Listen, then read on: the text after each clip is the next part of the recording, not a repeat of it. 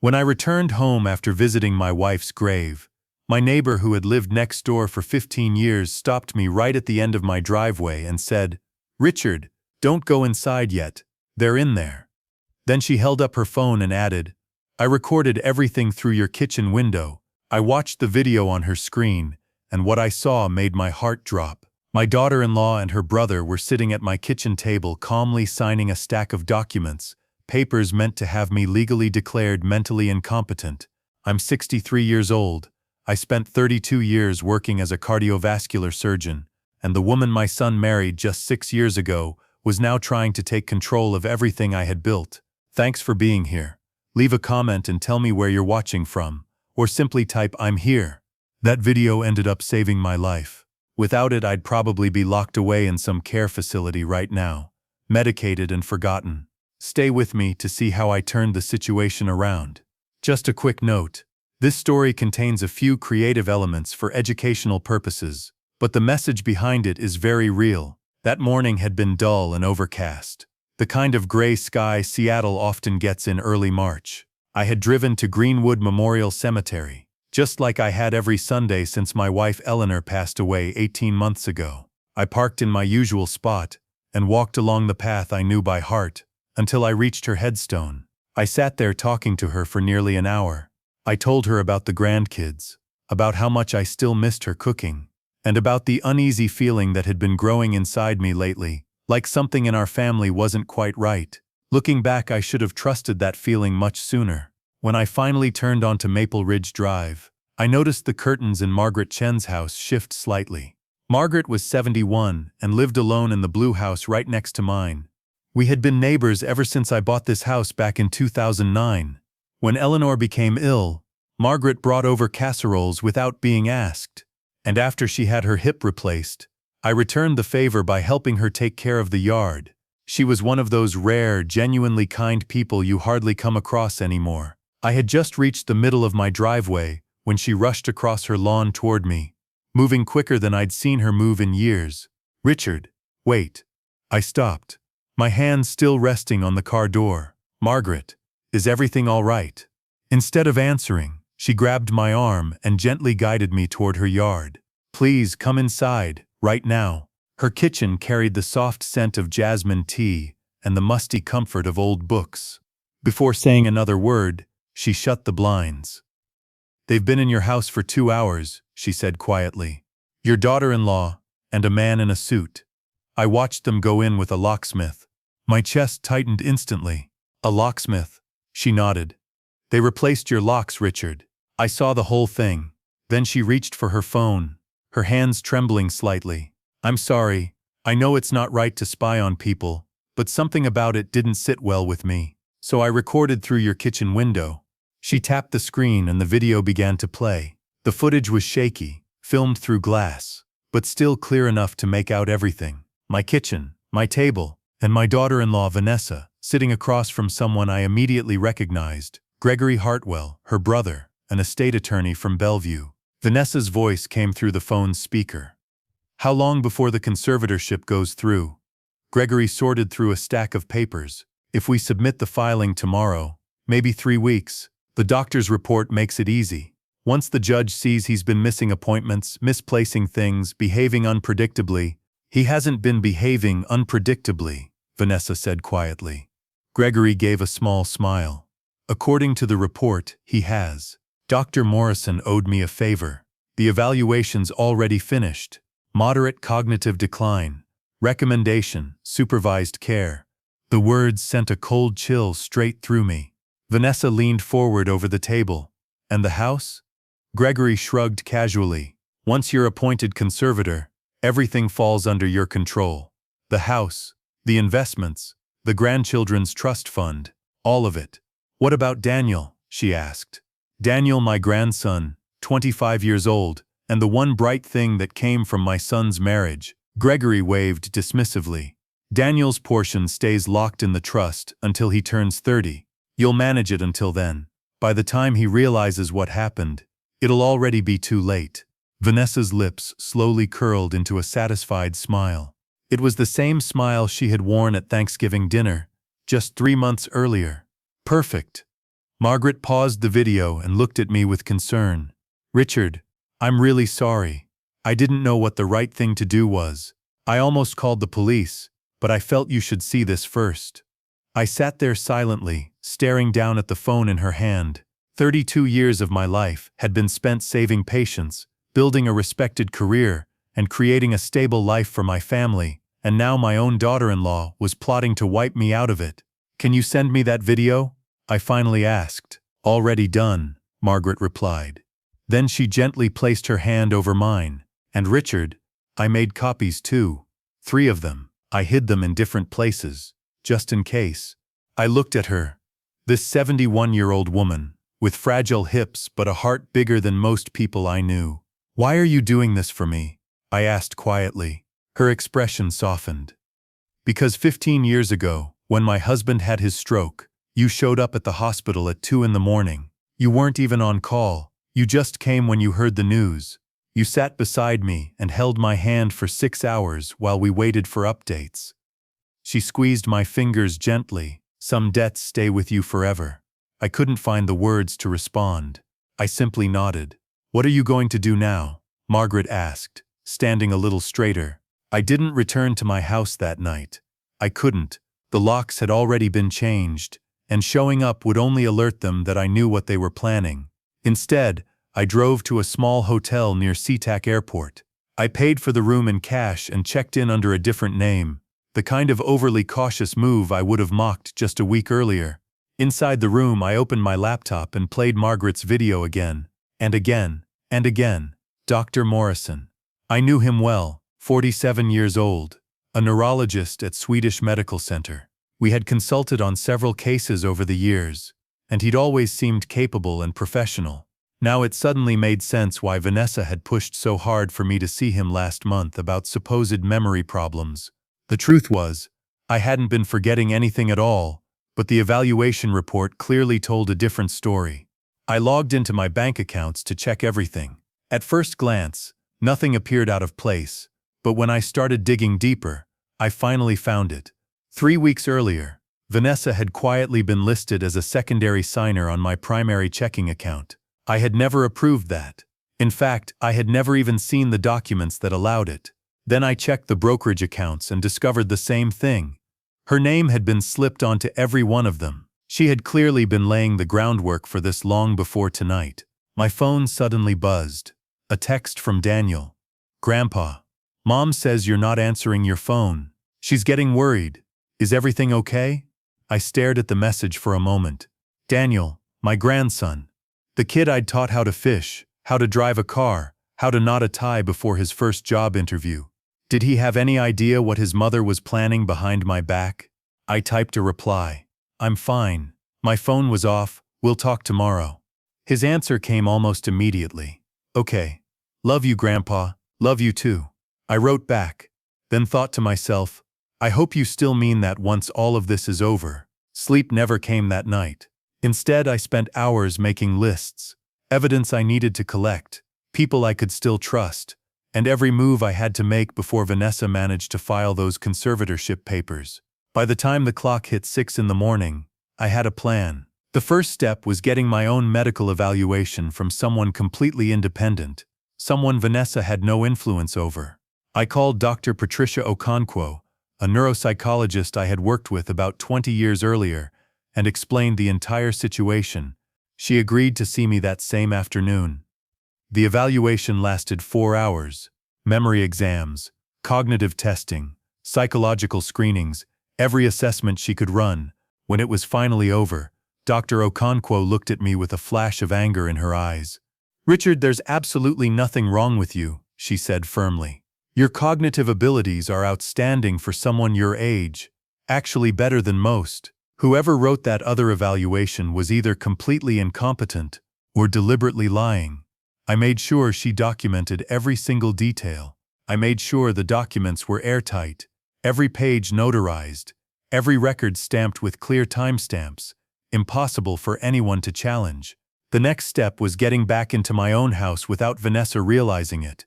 I contacted a locksmith, definitely not the same company she had used, and asked him to meet me at the property at 3 in the morning. a time when I knew she'd be back at her place in Bellevue. Replacing the locks was simple enough. But while I was inside, I took things a step further. I installed cameras, 4 of them, small wireless devices hidden where no one would ever think to check: the living room, the kitchen, the master bedroom, and my home office where the safe was kept. Each one was connected to a secure cloud server, fully encrypted and protected with a password. From that moment on, I could monitor everything happening inside my house. The third step was figuring out just how deep Vanessa's plan went. And for that, I needed professional help. Thomas Reeves had been my attorney for 25 years. He was 70 now, sharp as a surgical blade, and twice as ruthless in a courtroom. I met him at his office later that morning. "Richard," he said, shaking my hand while studying my face, "you look terrible." "I feel worse," I replied. "Take a look at this." I handed him everything: Margaret's video, the falsified medical evaluation, the account records showing Vanessa had been added without my permission, and the copies of the conservatorship paperwork I had discovered in my own filing cabinet. Thomas read through it all without saying a word. When he finished, his expression was completely stone-faced. "This is fraud," he finally said. "Medical fraud, financial fraud, and clear elder abuse. If we can show she orchestrated all of this, I can prove it." I cut in. "I just need time." "How much time?" "A week, maybe 2. He leaned back in his chair, thinking, then slowly nodded. "I can file motions to stall the conservatorship hearing request, additional medical opinions, raise procedural objections. That should buy you about 2 weeks, maybe 3 if we're lucky." "Do it." Thomas leaned forward, lowering his voice. "Richard, be careful. People who attempt something like this rarely stop halfway. If she suspects that you know, she won't," I said quietly. "Not until I'm ready." For the next 10 days I watched everything, and the cameras recorded it all. Day 2. Vanessa stood in my kitchen talking on the phone with Gregory. "He still hasn't come home. His car isn't even in the driveway. Do you think he figured something out?" Gregory's voice echoed through the speaker. "That's impossible. The old man doesn't suspect anything. He probably just went to visit someone." "Relax." "I'm not relaxing," she replied. "I'm being careful. That's why this works." Day 4. Vanessa was in my office, trying to force open my safe. She had brought tools with her, and spent nearly an hour struggling with it, getting nowhere. "The combination has to be written down somewhere," she muttered. "He's old. Old people write things down." She tore through everything. My desk drawers, the bookshelves, even the medicine cabinet in the bathroom. She found nothing, because there was nothing to find. The code was Eleanor's birthday, and I had never written it down once in my life. Day 6. Daniel came by the house. I watched through the cameras as my grandson walked through the same rooms where I had raised his father. He looked uneasy, almost out of place. "Mom, why are we doing this?" he asked quietly. "Grandpa seems fine to me." Vanessa's voice carried that familiar blend of sweetness and poison. "Honey, you don't see him every day like I do. The confusion, the way he forgets things. Dr. Morrison said, it's only going to get worse, but taking control of everything." Daniel said, "That just feels wrong." "We're not taking control," she replied smoothly. "We're protecting him, and we're protecting the family. Your grandfather worked his whole life for that money.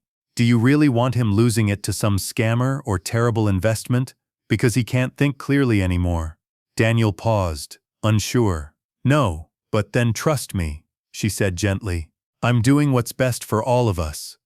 I watched Daniel's face through the camera. I saw the hesitation there, the brief spark of doubt, then I saw it disappear. He chose to believe his mother. That's what children do. And watching that moment happen broke my heart. But there was something else in his expression, something Vanessa completely missed. A pause, a flicker of doubt, a tiny seed of uncertainty. Maybe I could still reach him. Maybe it wasn't too late. Day 8. That's when I finally captured what I had really been waiting for. Vanessa and Gregory were sitting in my living room late at night. There was a bottle on the table between them, and it was clear they'd both had a few drinks. "So remind me," Gregory said, leaning back. "What's the estate worth altogether?" Vanessa shrugged casually. "Everything combined, the house, Investments, the trust funds, around 4.2 million. And my share? She smiled. 30%, just like we agreed. Gregory let out a laugh. 30% of 4 million. Not bad for a few forged signatures. Forged signatures, Vanessa repeated lightly. A cooperative doctor and a confused old man who doesn't even realize what's happening to him. Gregory shook his head with amusement. You're ruthless, Vanessa. I like that. I had good teachers, she replied. Then she lifted her glass. To my family. I saved that recording immediately. Then I backed it up 3 separate times. I sent copies to Thomas, to Margaret, and to a secure email account that only I could access. Now I had everything I needed. Almost. There was still one final step.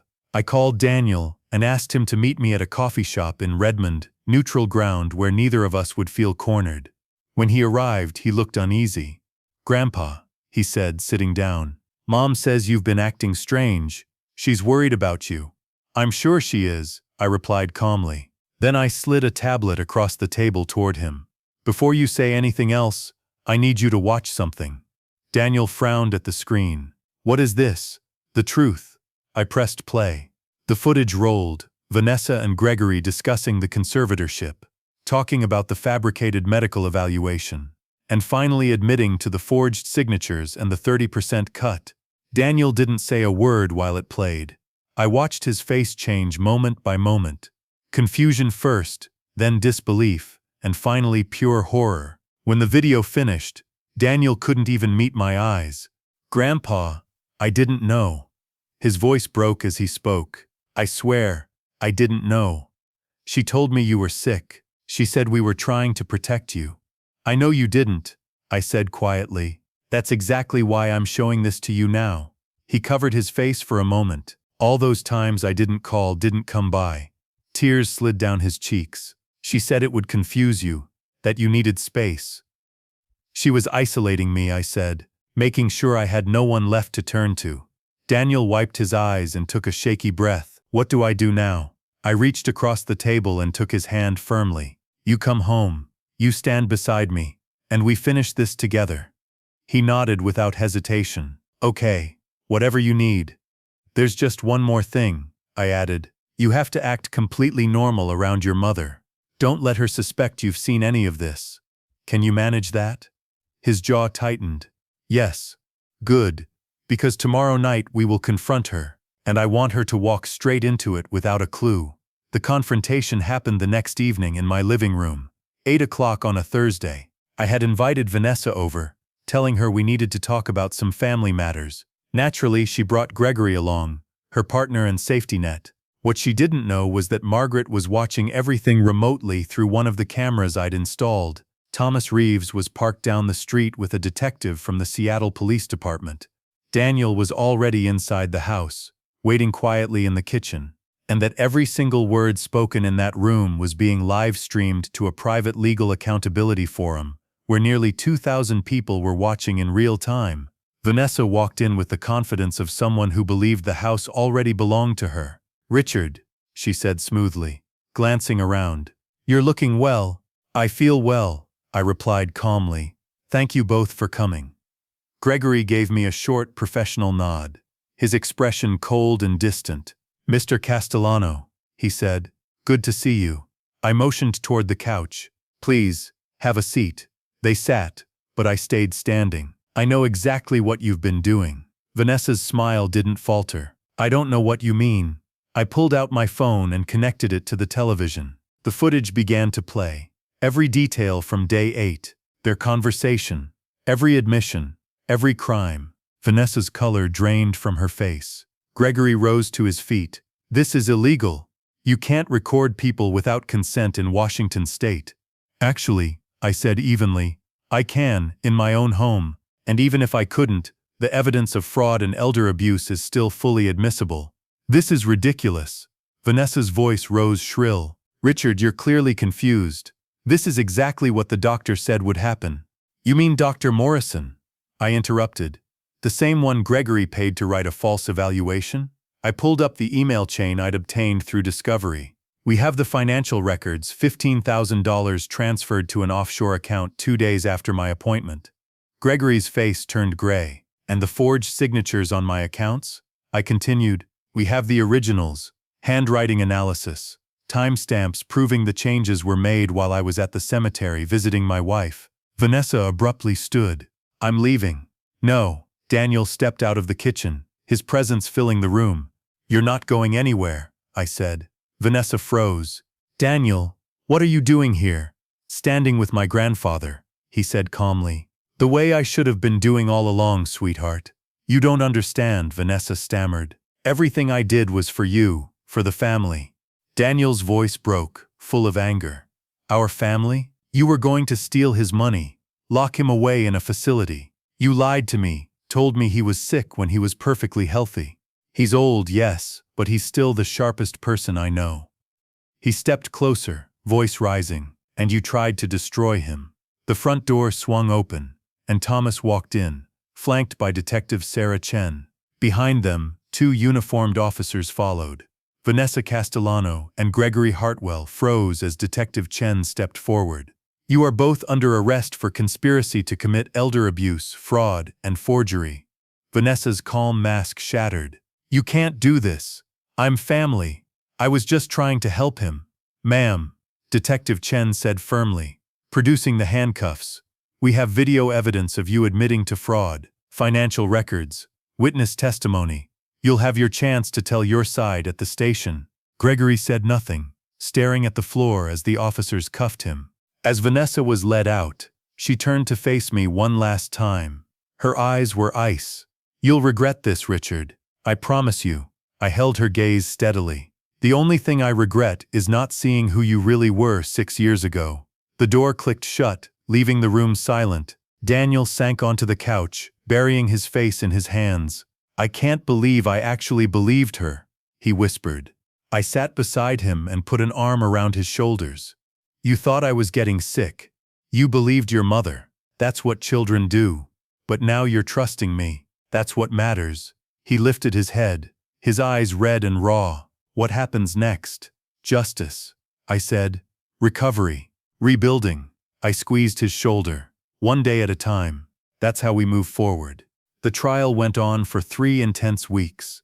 In the end, both Vanessa and Gregory were convicted on every charge. Vanessa received 5 years, while Gregory, the attorney behind the scheme, was sentenced to 7. Dr. Morrison lost his medical license and faced separate criminal charges for submitting a fraudulent evaluation, his career effectively over. The conservatorship petition was dismissed with prejudice. All my assets were restored, the forged account changes reversed, and Daniel returned to Seattle. He rented a small apartment in Capitol Hill and started a new job at a tech company downtown. Every Sunday, he came over for dinner. We cooked together just like Eleanor and I had done, shared stories, talked about our weeks, and slowly rebuilt the life Vanessa had tried to destroy. 3 months later, Daniel and I sat on the back porch, watching the sun dip over Puget Sound. Grandpa, can I ask you something? Anything, I said. How did you stay so calm when you found out what Mom was doing? How did you not just lose it? I thought about it. The rage I had felt watching those videos. The fear, the betrayal. I didn't stay calm, I admitted. I was terrified, angry, hurt. But after 32 years in operating rooms, you learn one thing. When someone's life is on the line, you don't get to fall apart. You focus on what needs to be done. Daniel nodded slowly, processing my words. And what about forgiveness? Do you think you'll ever forgive her? I gazed at the water, the boats drifting lazily across the sound, at the life I had almost lost. I don't know. Maybe someday. But forgiveness doesn't mean pretending it never happened. It means choosing to move forward, instead of staying trapped in the anger. Is that what you're doing? Moving forward? Trying to, I said, looking back at him. Having you back makes all the difference. He smiled, a small, fragile smile, but real. I'm glad I'm back too, he added. We sat together in silence for a while, watching the sky shift from orange to pink to deep purple. Grandpa, yeah, I love you. My throat tightened. I love you too, kid. Looking back at everything that happened, I realized something I wish I had understood sooner. Family isn't just blood. It's trust. It's showing up. It's the people who stand by you when the world falls apart. Vanessa was blood, yet she betrayed me. Margaret was just a neighbor, and she saved me. The lesson is simple. Pay attention to the warning signs. Don't ignore that gut feeling when something feels off. Protect your assets, your documents, your medical records, and most importantly, surround yourself with people who truly have your back, not those waiting for a chance to stab it. I'm 63 now. I've got maybe 25 good years left if I'm lucky. I plan to spend them with the people who truly deserve my time. My grandson, loyal neighbors, friends who stayed through it all, not with those who saw me as just a payday. I really appreciate you sticking with me through this journey. If you made it to the end, drop a 2 in the comments. I'd love to know you were here. Fair warning, this story blends real-life lessons with some fictional elements created purely for reflection and learning. If it's not your thing, no worries. Feel free to move on and find something that resonates more with you. But if it spoke to you, consider subscribing to my channel, A Father's Wrath, and sharing it with someone who might need to hear this. Sometimes the stories we share can truly save a life.